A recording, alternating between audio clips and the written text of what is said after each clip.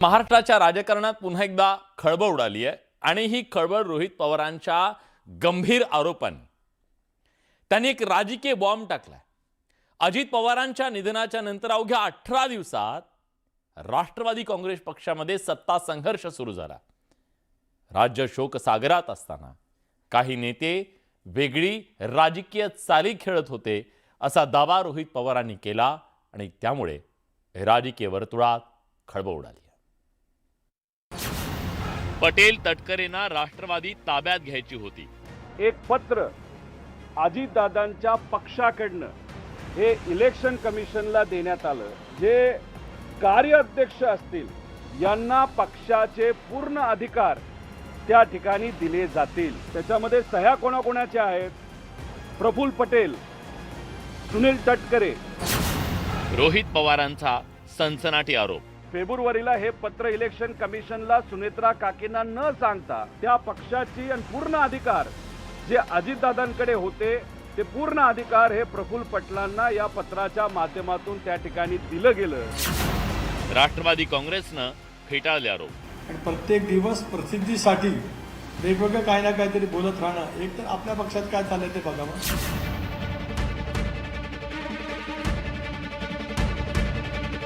अजित पवार यांच्या विमान अपघाताबाबत सातत्यानं आवाज उठवणारे शरद पवारांच्या राष्ट्रवादी काँग्रेसचे आमदार आणि अजित पवारांचे पुतणे रोहित पवारांनी पुन्हा एकदा मोठा गौप्यस्फोट केलाय. निवडणूक आयोगाला प्रफुल्ल पटेल, सुनील तटकरे यांच्या सह्या असलेलं पत्र दाखवत रोहित पवारांनी आरोपांचा हा बॉम्बगोळा टाकला. या पत्राद्वारे पक्षाच्या संविधानात बदल केल्याचं प्रफुल्ल पटेल आणि सुनील तटकरेंनी निवडणूक आयोगाला खोटं सांगितलं. तसंच पक्षाचे सर्व अधिकार कार्याध्यक्ष प्रफुल्ल पटेलांना देण्यात आल्याचं या पत्रात म्हटल्याचा आरोप रोहित पवारांनी केलाय. त्याच्यामध्ये सह्या कोणाकोणाच्या आहेत? प्रफुल्ल पटेल, सुनील तटकरे आणि ब्रिजमोहन श्रीवास्तव अशा 3 लोकांच्या सह्या आहेत. आणि त्या सह्या कशावर त्यांनी केलेल्या आहेत?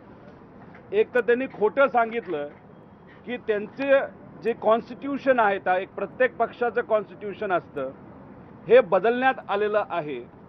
आणि त्याच्यामध्ये जे कार्याध्यक्ष असतील, नॅशनल वर्किंग प्रेसिडेंट यांना पक्षाचे पूर्ण अधिकार त्या ठिकाणी दिले जातील.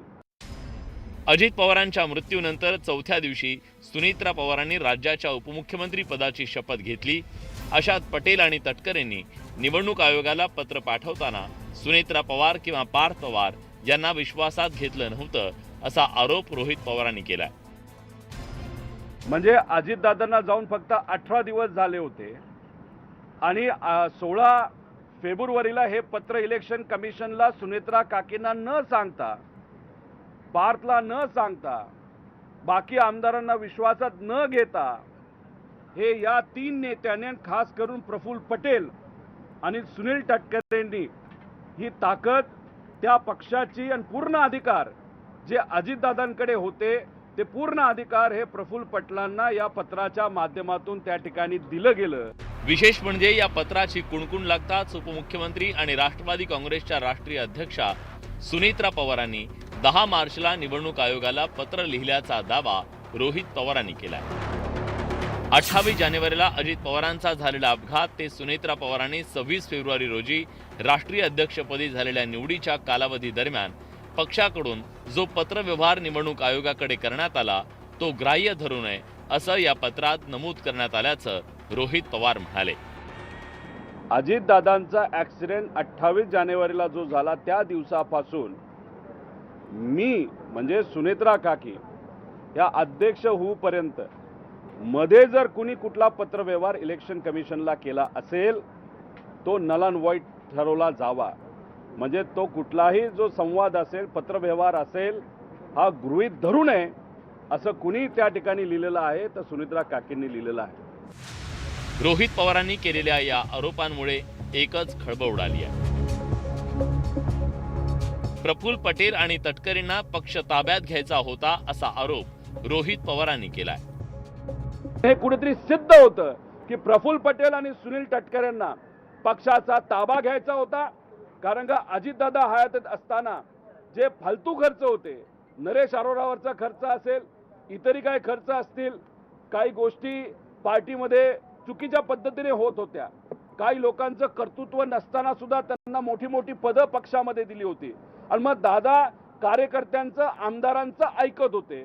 पण ह्या लोकांचं ऐकत नसल्यामुळे मग ह्या लोकांनाच कुठेतरी असं पाहिजे होतं का की अख्खी पार्टी आपल्या कंट्रोलमध्ये त्या ठिकाणी यावी आणि मग अजितदादांचा ॲक्सिडेंट होणं, पार्टीचा कंट्रोल करण्याचा प्रयत्न त्या ठिकाणी करणं. सुनेत्रा पवारांना विश्वासात न घेता पक्षात घडलेल्या या घटनांच्या पार्श्वभूमीवर रोहित पवारांनी सुनेत्रा पवारांना सल्ला दिला. आता सुनेत्रा काकींना मला एवढंच त्या ठिकाणी सांगायचं की राजकारण लय वंगाळ झालेलं आहे. अवतीभोवती जी कोणी लोक आहेत त्यांच्याबद्दलची काळजी आपल्याला घ्यावी लागेल. कार्यकर्ता, पदाधिकारी, आमदार हे आपल्या सर्वांसाठी महत्त्वाचं आहे. आणि मला जे कळतंय अधिवेशनामध्ये दादांच्या ॲक्सिडेंटबद्दल 1-2 आमदार सोडले तर कुठलाही आमदार तिथं बोलला नाही. कारण सुनील तटकरे आणि प्रफुल्ल पटेल यांनी सांगितलं होतं की अजिबात दादांच्या ॲक्सिडेंटबद्दल त्या ठिकाणी तिथं बोलायचं नाही. रोहित पवारांनी केलेले आरोप राष्ट्रवादी काँग्रेसनं फेटाळून लावलेत.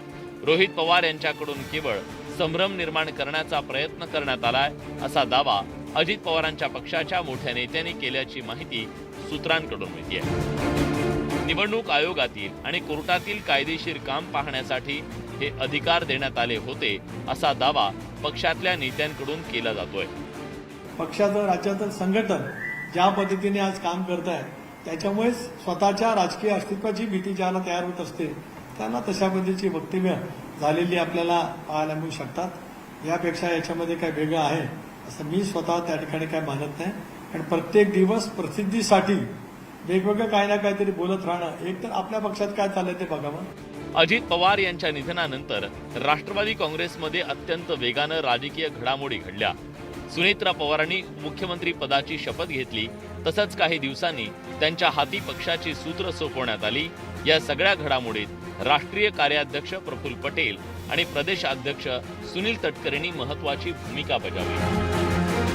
पण असं असतानाही तटकरे पटेलांनी निवडणूक आयोगाला खरंच ते पत्र लिहिलं होतं का, आणि लिहिलं असेल तर त्यामागचा उद्देश काय, हे प्रश्न अजूनही अनुत्तरित आहे. Bureau report, news 18 Marathi.